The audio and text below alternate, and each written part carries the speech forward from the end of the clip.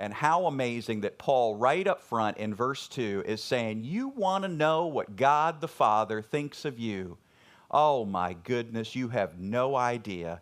It's grace and peace and grace and peace, and you're good with Him. Now, how does this compare to the popular message that you need to get right with God?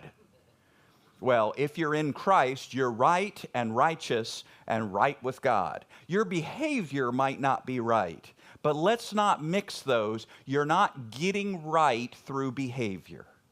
You're right through Jesus' behavior. You're right through the cross and the resurrection. I love that you stopped that addiction. I love that it no longer takes hold of you. That's awesome.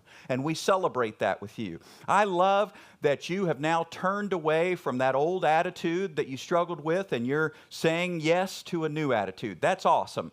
So now you're more content, but you're not more saved. Now you're more content and at peace inside, but you're not closer to God. You're just acting like who you really are. You're now coming into agreement with who God says you are at the heart level. So yes, man, let's change our attitudes and our actions and let's grow and let's learn, but let's not miss the grace is up front. It's right here in verse 2. The peace with God is up front. It's given first.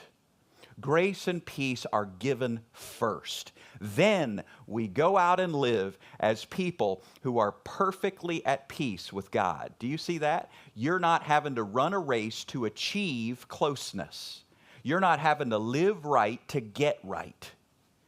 We live right because we are right. That's the truth of the gospel.